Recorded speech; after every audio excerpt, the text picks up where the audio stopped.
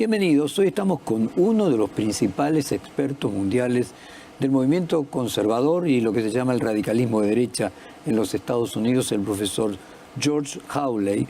Él se doctoró en Ciencias Políticas en la Universidad de Houston, obtuvo sus títulos de grado en Ciencias Políticas en la Universidad Central de Washington, es profesor asociado de Ciencias Políticas en la Universidad de Alabama y sus intereses de investigación incluyen la religión, el comportamiento electoral, los partidos políticos, la derecha radical y el movimiento conservador en los Estados Unidos.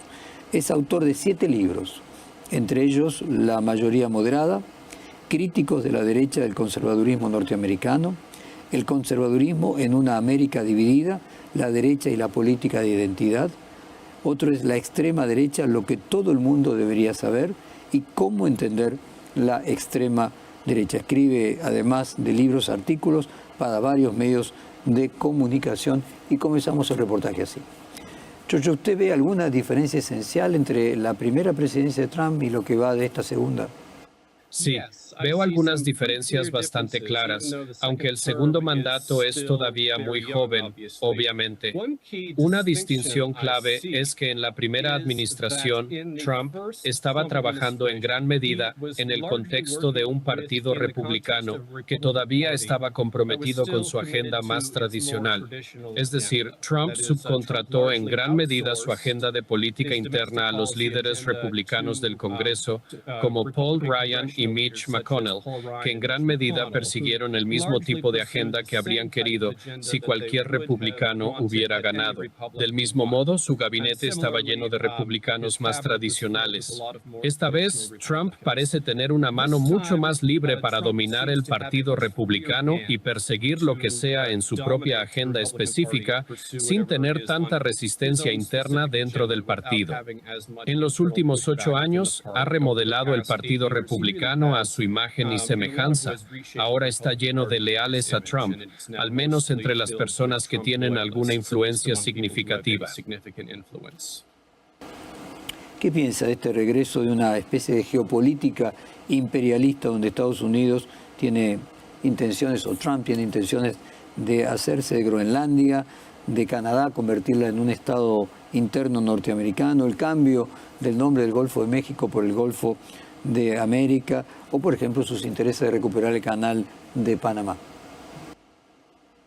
Retóricamente, parece una vuelta al imperialismo estadounidense de finales del siglo XIX, al menos si nos tomamos la retórica en serio. La pregunta que no soy capaz de responder en este momento es hasta qué punto se lo toma en serio el propio Trump. Algunas de sus ideas son simplemente absurdas. Canadá no va a formar parte de Estados Unidos. Otras, en las que al menos puedo concebir que ocurra, como la adquisición de Groenlandia, no está tan fuera del reino total de la posibilidad. El grado en que alguien está realmente persiguiendo seriamente que es todavía no está claro para mí. Sospecho que al final no llegará a ninguna parte, pero por desgracia el tiempo es lo único que lo dirá, ya que no dispongo de información privilegiada al respecto. A pocas horas de haber asumido, Trump hizo un decreto de estado de emergencia de la frontera sur de su país y comenzó con las deportaciones masivas, mucho más duramente de lo que habían sido durante la primera presidencia. ¿Cree que usted que esto va a continuar? ¿Fue solamente al comienzo para satisfacer a sus votantes? Esto podría parecer más como un espectáculo que algo sustancial, pero es difícil estar seguro. A pesar de la frustración de los republicanos sobre la inmigración, seguirá siendo incierto si Estados Unidos intentará una deportación masiva para sacar 10 millones de personas del país. Esto sería una empresa logística grande, casi imposible sin cometer algunas violaciones significativas de los derechos humanos. En última instancia, sería políticamente contraproducente. Eso no quiere decir que no vayan a intentarlo y hacerlo de todos modos, pero en la medida en que estén considerando la popularidad política a largo plazo, no me sorprendería que al final esto me resulte más retórico que sustantivo. Solo depende del grado en que las personas que realmente dirigen el espectáculo sean ideólogos comprometidos frente a personas que están más interesadas en utilizar una retórica populista para mantener contenta a la base. Todo el mundo vio a los magnates tecnológicos, a la tecnocracia, en la ceremonia de la toma de la posesión del presidente Donald Trump, desde Elon Musk hasta quienes hace muy poquito se consideraba demócratas, como el caso de Mark Zuckerberg o Jeff Bezos. ¿Qué le sugiere la presencia de todos estos tecnócratas apoyando al magnate de una manera evidente? Creo que ha habido un giro hacia la derecha en Silicon Valley, pero no está claro si su agenda coincide con el tipo de populismo de la clase trabajadora que Trump persigue. La pregunta es si es la derecha tecnológica más libertaria o la derecha populista más obrera la que estará en el poder en los próximos años.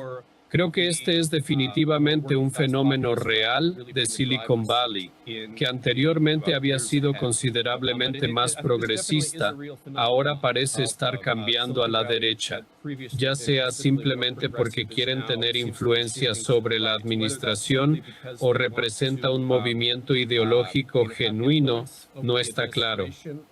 Mi sospecha es que, como hombres de negocios, buscan sobre todo seguir hacia dónde van los vientos políticos, y si pensaban que el trumpismo tenía piernas a largo plazo, sería mejor tener influencia dentro del Partido Republicano de esa manera.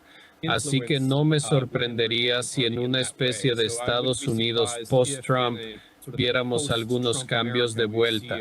Pero de nuevo, eso es especulativo en este momento. Y en particular, ¿qué sensación le dejó a usted el discurso de Pose en el Congreso?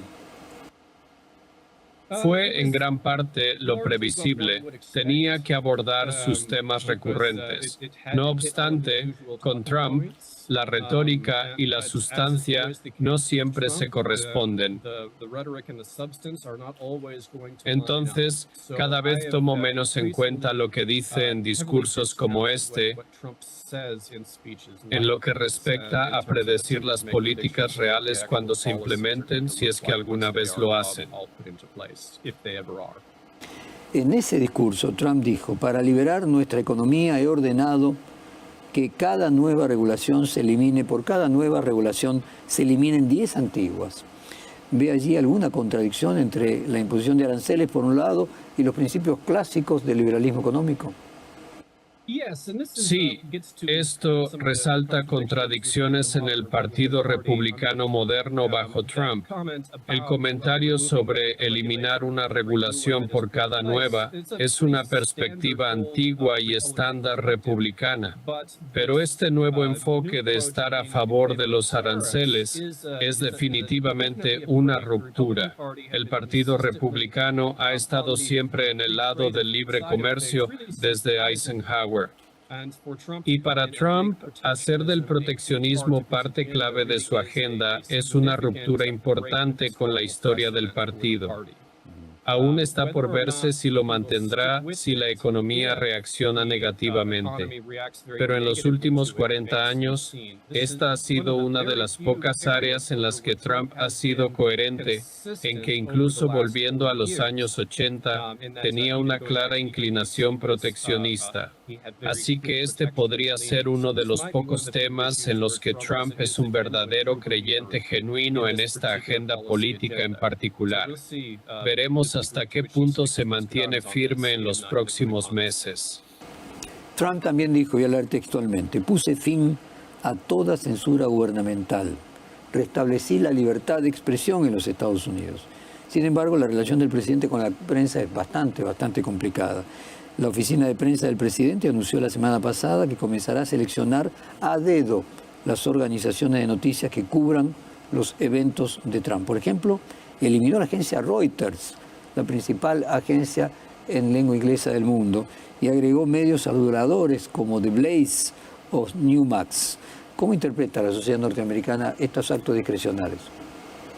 La afirmación de que Trump ha restaurado la libertad de expresión es confusa.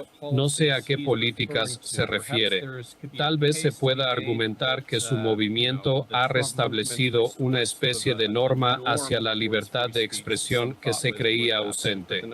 Sin embargo, poner la responsabilidad personalmente en los medios de comunicación, eso ciertamente no es nada nuevo. Y francamente, no es nada nuevo para los conservadores en general. Llevan quejándose de los medios desde Nixon y Spiro Agnew.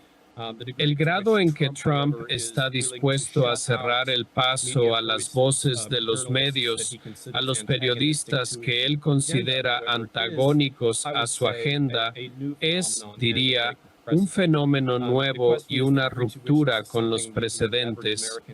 La cuestión es hasta qué punto esto es algo de lo que el estadounidense medio es consciente. Creo que podría ser dar demasiado crédito al público estadounidense en términos de lo mucho que prestan atención a esto.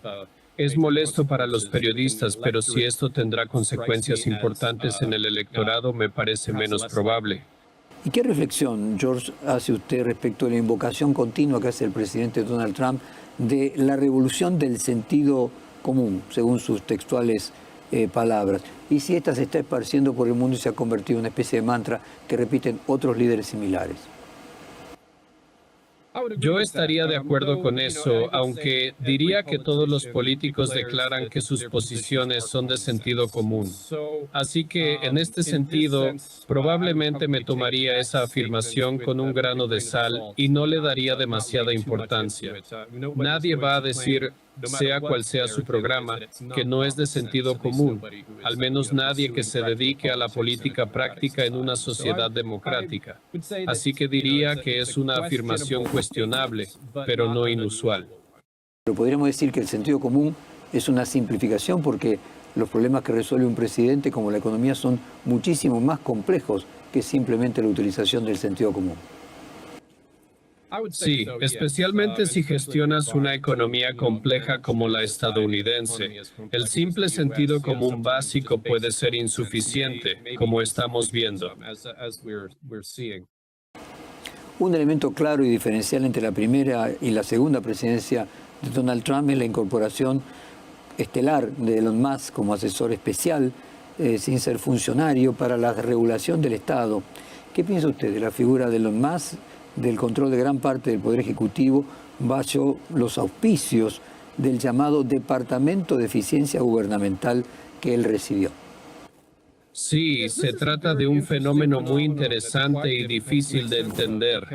Según su historial y trayectoria, Elon Musk parece ser una persona muy inteligente y competente.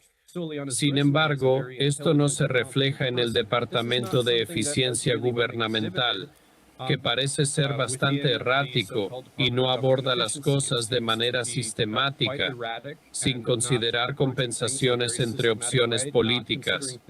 Tal vez, si utilizara un enfoque más preciso en lugar de uno brusco, podría lograr un impacto positivo genuino. Pero tal y como está ahora, parece muy caótico y sin una reflexión sostenida. Si alguien tiene que ser culpado, Elon Musk, debido a su prominente papel, probablemente sería el principal responsable. Y la pregunta es, ¿por qué? ¿Por qué tiene muy poca curiosidad intelectual, muy poca evidencia de que realmente haya estado investigando mucho sobre estas cosas que está ansioso por cortar? Es bastante inusual, al menos viéndolo desde mi perspectiva. Lo que significará en el largo plazo es difícil de decir. Creo que si Musk finalmente resulta ser un albatros electoral para Trump y su movimiento, podría imaginar a Elon Musk siendo eventualmente descartado por la administración. Pero supongo que todo dependerá de cómo se desarrolle esto en última instancia y si el Departamento de Eficiencia Gubernamental se vuelve muy impopular en los próximos meses. ¿Y qué piensa usted del indulto de los acusados del ataque del Capitolio del 6 de enero y cómo reaccionó frente a esto la sociedad norteamericana? Bueno, en mi opinión, fue un error no hacer lo correcto y enviar un mensaje equivocado sobre el Estado de Derecho. En cuanto a la posibilidad de que un futuro atentado similar tenga éxito, no lo considero muy probable. Aunque la insurrección del 6 de enero fue grave, no pudo anular las elecciones, por lo que no era algo plausible, aunque fuera impactante aquel día. La brecha entre lo que realmente logró esa insurrección y lo que sus promotores pretendían hacer era tan grande que considero muy improbable que, incluso si se repitiera, tendría más éxito. Así que eso es una suerte.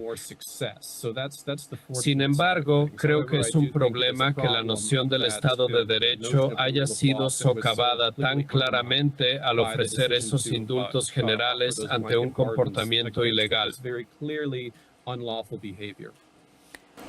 ¿Se podría decir que cambió para mal el funcionamiento de la democracia norteamericana desde la primera presidencia de Trump a esta segunda, por lo que puede analizar de este primer mes de Trump y por el solo hecho de que haya sido reelecto nuevamente? Es complicado analizar esto de manera sistemática porque estamos en las primeras etapas del proceso. Sin embargo, diré que Trump se muestra más ambicioso en comparación con la última vez. A largo plazo, es difícil predecir cuál de sus propuestas se convertirán en ley. Esta vez, Trump es más agresivo y menos dispuesto a compromisos o al bipartidismo en comparación con lo que vimos hace 8 años. Esto es problemático para la democracia, ya que considero que es mejor tener una democracia basada en el compromiso, aunque podría argumentarse que esto no ha sido así en la democracia estadounidense durante mucho tiempo. George, usted en un artículo publicado en 2018 con el título de American Conservative, usted afirmaba, y le voy a leer textualmente: al final, la extrema derecha probablemente será vista como otro brote breve de la extrema derecha que capta momentáneamente la atención del público. ¿Sigue sosteniendo hoy esta afirmación o cree que ya se ha consolidado una extrema derecha política y se ha derechizado la política en general? Cuando escribía en 2018, lo hacía sobre un movimiento muy específico de extrema derecha en Estados Unidos, la llamada alt-right, que había sido durante un tiempo el principal movimiento nacionalista blanco en EEUU. Y en cuanto a declarar que la alt-right estaba en gran medida desaparecida en 2018, sigue siendo cierto hoy en día. Es decir, a día de hoy no hay nadie importante que siga llamándose alt-right. Esa manifestación particular de la política de extrema derecha realmente desapareció, pero a largo plazo tuvo una influencia significativa en la política conservadora en los Estados Unidos. Es decir, muchos de los temas de conversación y la retórica que era común en la extrema derecha hace 10 u 8 años se ha normalizado y probablemente es adoptada en privado o en público por una parte significativa de las personas más jóvenes que trabajan dentro de la política republicana. En cierto sentido, a pesar de que movimientos anteriores de extrema derecha no lograron hacerse con el control, jugaron un papel en el cambio ideológico de lo que es posible en los Estados Unidos a la derecha a largo plazo. Tenía parte de razón, pero quizá fui demasiado optimista sobre el mantenimiento de los guardarraíles ideológicos en Estados Unidos. En ese mismo artículo mencionado de 2018, usted también afirmaba respecto de la extrema derecha y la oposición lo siguiente: como sucedió con sus predecesoras, una oposición bien organizada y una serie de errores propios hicieron caer las organizaciones incipientes de extrema derecha. ¿Cómo ve hoy a la oposición, tanto a los moderados como a la izquierda? La izquierda o simplemente la oposición a Trump es mucho menos organizada y eficaz de lo que era en 2017 y 2018. No vemos el mismo nivel de movilización masiva. Creo que gran parte de la izquierda y el centro, e incluso algunos de centro derecha, se sentían bastante desmoralizados al ver que Trump no solo ganó en 2024, sino que también logró una victoria en el voto popular. Había una sensación, creo, después de 2016, de que Trump podía ser visto al menos como un presidente algo ilegítimo, porque a pesar de ganar el colegio electoral, no ganó el voto popular. Y eso, creo, dio cierta energía a los que trataban de oponerse a él. Esta vez es un poco más difícil porque todos los datos indican que Trump obtuvo una victoria absoluta, ya sea en el colegio electoral o en el voto popular. Y siendo ese el caso, creo que hay un mayor nivel de desmoralización entre la oposición a Trump que hace varios años. En su libro All Right, What Everyone Needs to Know, usted dice textualmente, aunque se presenta como un fenómeno nuevo, la All Right es solo la última iteración de una larga tradición de política de derecha radical. ¿Cómo se ha ido alimentando esta derecha radical contemporánea y cuánto ha influido en ella el libertarismo? Supongo que ahí hay un par de preguntas. Preguntas si la derecha contemporánea, la derecha dominante, se ha visto muy influida por la extrema derecha de hace unos años. Y creo que sí. En cuanto a tu pregunta sobre el libertarismo, diría que está en una posición bastante débil en los Estados Unidos en este momento. Hay una tradición libertaria que se siente cómoda con el populismo. Lo encontramos en los escritos de gente como, por ejemplo, Murray Rothbard. Pero en general, el liberalismo es muy difícil de conciliar con el populismo. Y como la corriente principal de la derecha en el Partido Republicano ha girado en una dirección más populista, creo que los libertarios se encuentran con menos influencia de la que tenían incluso bajo líderes republicanos más convencionales. Y entonces, ¿en qué se diferencia el movimiento de extrema derecha más tradicional de los Estados Unidos con esta extrema derecha contemporánea? Bueno, ha habido un cambio tecnológico que beneficia a la extrema derecha. En la política americana de hace 30, 40 o incluso 50 años, llegar a una gran audiencia era difícil si consideraban tus opiniones demasiado radicales. Solo tenías acceso a unas pocas revistas conservadoras populares y 3 canales de televisión principales. Si tu punto de vista no era aceptado, llegar a una gran audiencia era complicado. Aunque podías crear boletines informativos y tener debates, alcanzar a millones de personas era un desafío extraordinario. Sin embargo, en la era de Internet, cualquiera que tenga acceso a la red puede crear una audiencia enorme si su mensaje es convincente. Los guardianes de la opinión ya no tienen el mismo poder que tenían en el siglo XX para establecer los límites aceptables o definir la opinión dominante en Estados Unidos. Los movimientos radicales en todo el espectro han sido grandes beneficiarios de estos cambios tecnológicos, lo cual es una de las principales diferencias entre esta era y anteriores periodos de la historia estadounidense. En las recientes elecciones en Alemania vimos cómo Elon Musk intervino a favor de Alternativa por Alemania, haciendo uso de la red social de la que él es dueño, ex Twitter. ¿Y qué piensa usted de esta innovadora intervención en la política de otros países? Y si puede extenderse a otros países, por ejemplo, en el caso de España, por ejemplo, apoyando a Vox. Es muy difícil de decir. Reconozco que no soy un experto en política europea. Sí creo que alguien como Musk, tratando de poner su pulgar en la balanza a favor de un partido político en otro país, posiblemente podría tener un efecto en el aumento de la popularidad de esos partidos. Pero también los países, no obstante, siguen teniendo ciertos impulsos nacionalistas y no están necesariamente encantados con la perspectiva de líderes empresariales estadounidenses tratando de influir en sus asuntos internos. Así que la reacción puede ser tan importante como el esfuerzo inicial de propaganda a favor de un partido u otro, pero esto lo dirá el tiempo. Y yo me remitiría a los expertos en política europea en términos de cuáles han sido las consecuencias agregadas de las decisiones de Musk. George, vamos a hacer un corte comercial y volvemos de aquí a poco con más preguntas. Continuamos el reportaje con el mayor especialista en el surgimiento de la extrema derecha en los Estados Unidos, George Hawley.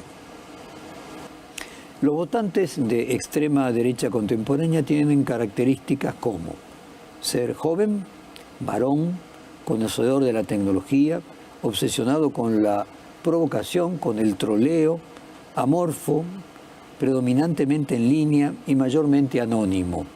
¿A qué atribuye esta transformación o nueva incorporación de este componente a la identidad de la nueva derecha radical norteamericana? Bueno, creo que lo que decía en 2017 y 2018 es menos cierto hoy en día. Es decir, la obsesión por el anonimato en la extrema derecha ha disminuido mucho a medida que muchas de sus actitudes se han ido normalizando e incluso incorporando a la agenda de ciertos líderes republicanos. Las cuentas anónimas que solían ser bastante grandes parecen ser menos influyentes y hay más gente que simplemente está impulsando una agenda mucho más derechista bajo sus propios nombres, no abiertamente, sin este tipo de rechazo y preocupaciones que seguían siendo el caso incluso hace una década. Ciertas actitudes de derechas se han normalizado de un modo que no sucedía hace tan solo una década. Ahora, ¿hay una contradicción entre esta extrema derecha contemporánea y el liberalismo y los principios, incluso conservadorismo tradicional de Estados Unidos y el Partido Republicano? Hay muchas contradicciones. El movimiento populista de derechas cree en ciertas cosas que están reñidas con el conservadurismo tradicional. Quiero decir, el conservadurismo tradicional siempre ha sido, al menos el conservadurismo como yo lo entiendo, siempre ha tenido un fuerte elemento antipopulista y rechazaba la noción de que hay una especie de voluntad general del pueblo que debe ser perseguida, mientras que los populistas están menos interesados en cosas como los guardarraíles constitucionales y la democracia deliberativa que se filtra a través del gobierno constitucional y representativo.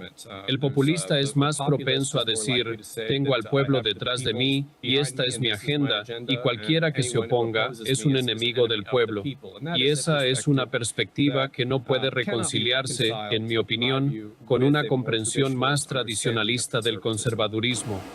¿Cómo describiría usted al electorado republicano que hoy llevó a Trump a la segunda presidencia y qué actitudes hacia el gobierno, hacia la cultura tienen este tipo de votantes? Bueno, el Partido Republicano en el electorado ha ido cambiando mucho en la última generación. Se ha ido volviendo menos educado en su conjunto. Es decir, no hace tanto que los candidatos presidenciales republicanos podían ganar sistemáticamente a la mayoría de los votantes con estudios universitarios. Ya no es así. La vicepresidente Harris obtuvo una mayoría muy sólida entre los votantes con estudios universitarios. Trump aseguró su victoria ganando por un margen igualmente amplio entre los que no tienen un título universitario. El Partido Republicano es bastante diferente de lo que era en la época de, por ejemplo, Ronald Reagan o George W. Bush. Algunas de estas tendencias precedieron a Trump. Es decir, este tipo de realineamiento educativo ya había comenzado, pero él definitivamente lo aceleró. Por otro lado, algo que Trump ha hecho y que mucha gente no esperaba es que ha ampliado el alcance del Partido Republicano entre los votantes no blancos, especialmente entre los votantes hispanos. Su rendimiento fue mucho mejor, especialmente en 2024, de sus recientes predecesores republicanos. El Partido Republicano es cada vez menos culto, pero también más diverso étnicamente que antes. Hay un par de realineamientos diferentes ocurriendo al mismo tiempo. ¿Encuentra usted alguna posible salida de esta contradicción? Esto que usted marca de la política partidaria en sí misma, que puede ser en sí misma una fuente de identidad y no como eran otras identificaciones del pasado de raza, religión, clase, educación, como usted mencionó. Sí, se trata de un fenómeno bastante interesante que los politólogos llevan estudiando desde hace un par de décadas, o quizá incluso más. El descubrimiento de que la identificación con un partido tiende a ser descendente, no tanto de las preferencias políticas o incluso de la ideología, sino de la identidad social. Es decir, la gente entiende todas las características de sí misma que considera importantes y a partir de ahí determinará si una persona como yo debería apoyar a este partido en particular y a partir de ahí elegir su ideología y preferencias políticas después de eso. Pero lo que me parece especialmente interesante es que, aunque la identificación con un partido, es decir, declararse partidario de los republicanos o de los demócratas, es algo que va más allá de la identificación con un partido de estas otras características, raza, religión, educación, región y ese tipo de cosas. Una vez que tu identidad de partido está establecida, también se convierte en parte de tu identidad social. Es decir, la gente no dice, suelo votar republicano o demócrata porque prefiero este conjunto específico de políticas.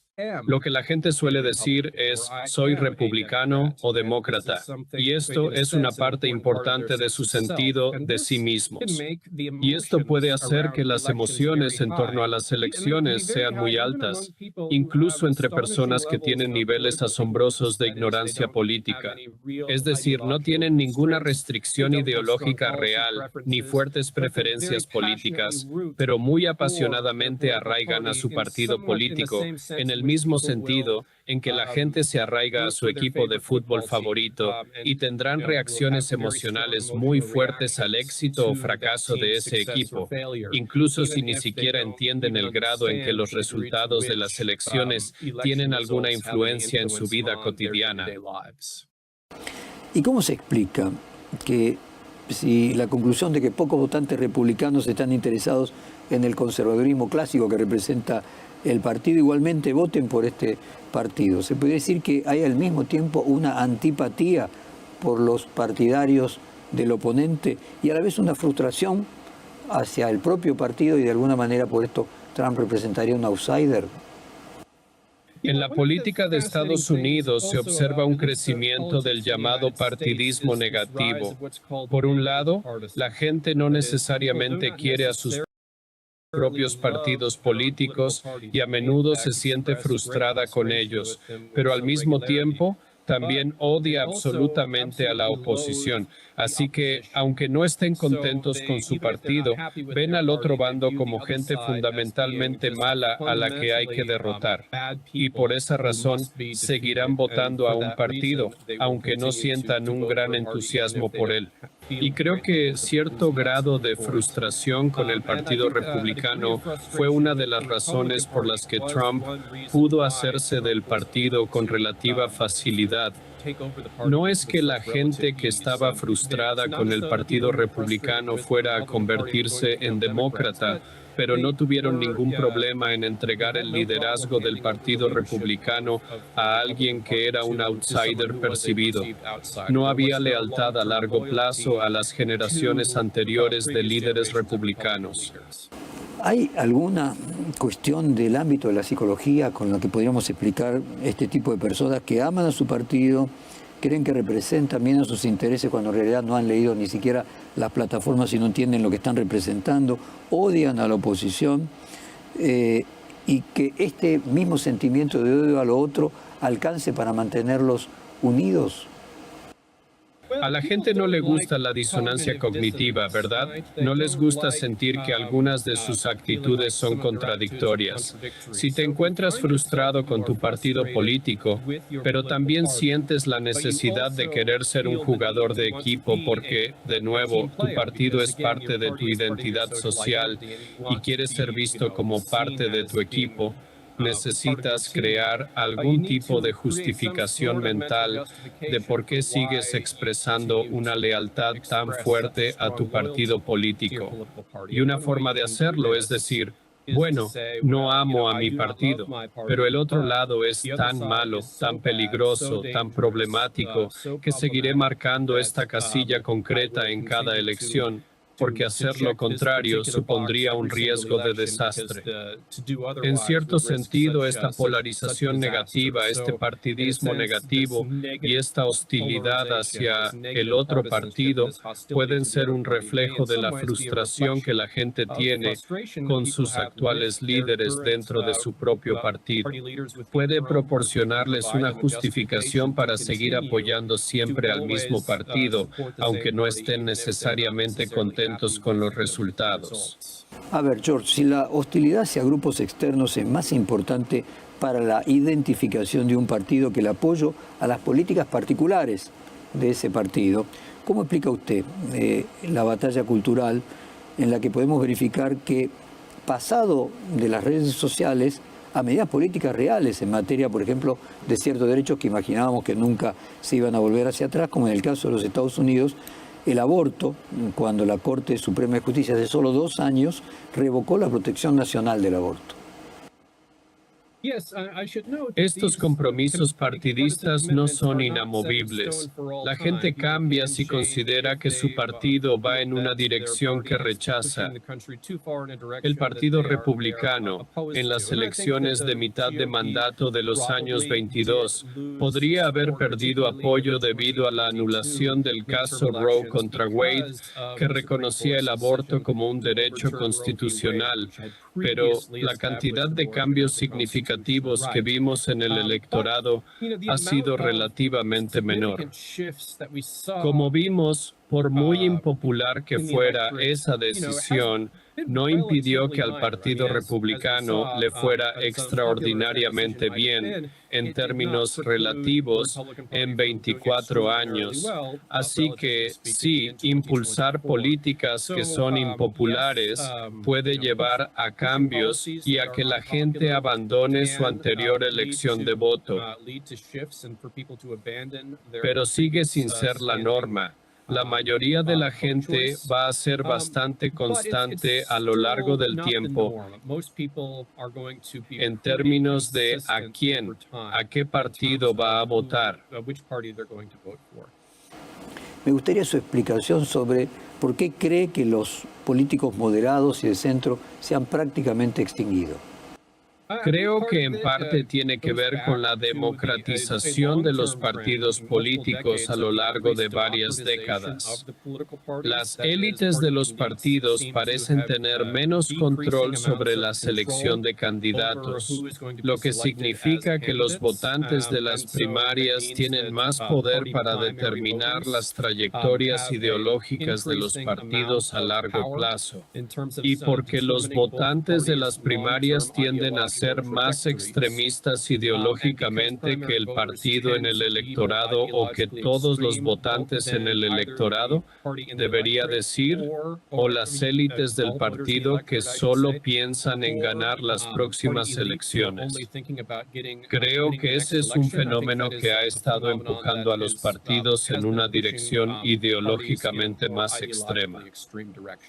La enseñanza de lo que en Estados Unidos llaman DEI y su lista de verificación de privilegios raciales contenida en sí misma puede generar una suerte de confusión al identificar privilegios raciales con privilegios de la mayoría del que gozan los blancos, porque ese grupo racial constituye la mayoría demográfica de la sociedad norteamericana, usando términos como supremacía blanca y que este grupo social se haya sentido amenazado.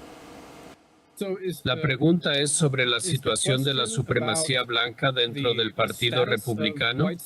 No quiero estar seguro de que estoy entendiendo correctamente. Yes. Sí.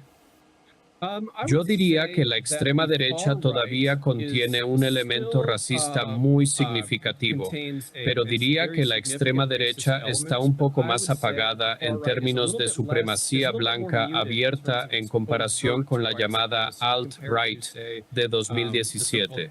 Y creo que en parte se debe a la naturaleza cambiante de la coalición de Trump. Eso es bueno. Pero Trump probablemente no podría haber ganado estas elecciones sin un apoyo significativo de los votantes hispanos en particular. Y por eso creo que estamos viendo una extrema derecha más multirracial de lo que habríamos visto hace una década o a finales del siglo XX, donde habría sido visto como algo inaudito. El movimiento supremacista blanco sigue existiendo, pero no diría que son necesariamente la fuerza motriz del movimiento Make America Great Again, de lo que podrían haberlo sido en el pasado. ¿Y qué diferencia encuentra entre el presidente Trump y sus predecesores republicanos respecto de elementos clásicos como los acuerdos comerciales internacionales, la seguridad social y esta idea nueva de que los republicanos podrían reconvertirse en el partido pro-laboral o de los trabajadores, lugar que antes ocupó el Partido Demócrata? Ha habido un cambio masivo en comercio. No conozco otro economista conservador o libertario importante que se oponga abiertamente como Trump. Hay precedentes en figuras como Pat Buchanan, pero nadie con la misma influencia. Es un cambio significativo. Vemos un cambio similar en la cuestión de la seguridad social, por el que cuando George W. Bush era presidente, las serias preocupaciones sobre la viabilidad a largo plazo de la seguridad social fue seriamente cuestionada y hubo un impulso sin éxito para una reforma importante, pero Trump nunca tocará eso.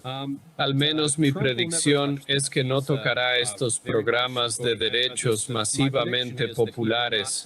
Creo que lo considera demasiado impopular políticamente, mientras que los republicanos anteriores reconocían la popularidad de estos programas, pero sus instintos fiscalmente conservadores les hacían querer al menos tener una discusión abierta sobre cómo mantener la viabilidad a largo plazo de este tipo de programas.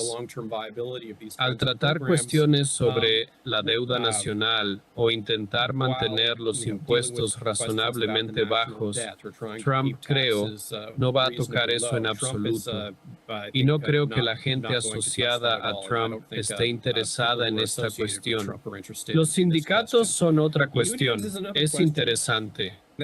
Curiosamente, una de las pocas tendencias demográficas que ha beneficiado al Partido Republicano en las últimas décadas ha sido el declive del mercado laboral. Estamos en mínimos históricos en cuanto al número de estadounidenses que pertenecen a sindicatos. Esto ha beneficiado al Partido Republicano. Es interesante ver que hay algunos republicanos que se están acercando a las organizaciones sindicales para llevar a cabo ciertos elementos de su agenda política y también retóricamente para tratar de atraer a sus miembros. Lo que queda por ver es si habrá algún movimiento significativo para impulsar una agenda pro-laboral. No veo ninguna prueba de que Trump vaya a revitalizar la Oficina Nacional de Relaciones Laborales y hacerla mucho más agresivamente pro-sindical. No lo creo. Puede ser posible. Algunos republicanos muestran verdadero aprecio por el trabajo organizado. Aunque no creo que sean la norma en el partido, podríamos ver políticas más a favor de los trabajadores a medida que la clase trabajadora se realinee. Aunque sinceramente, esto aún me parece bastante improbable.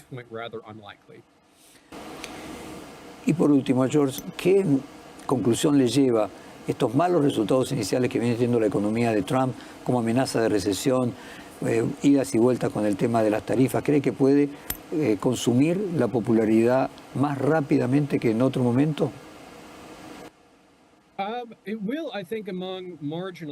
Lo hará entre los votantes marginales si el mercado de valores continúa su caída y si la inflación se convierte en un problema importante, si el nivel de vida real de la gente comienza a disminuir y no parece ser un fenómeno de corto plazo, y las promesas de Trump de todos estos beneficios que supuestamente van a venir de sus políticas, si no se hacen realidad, creo que el votante marginal de Trump se volverá contra él.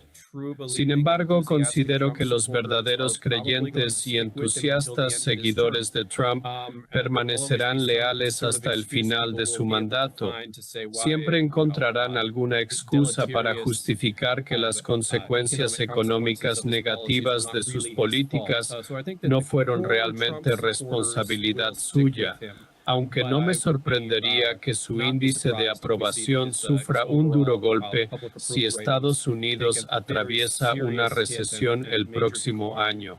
Uno de los principales puntos de venta de Trump en su intento de reelección y para un segundo mandato fue que había sido un excelente administrador de la economía estadounidense. Si él pierde ese argumento, su administración enfrentará problemas reales y no será capaz de implementar futuras políticas. Muchísimas gracias, George Howler, por esta hora de interesante conversación.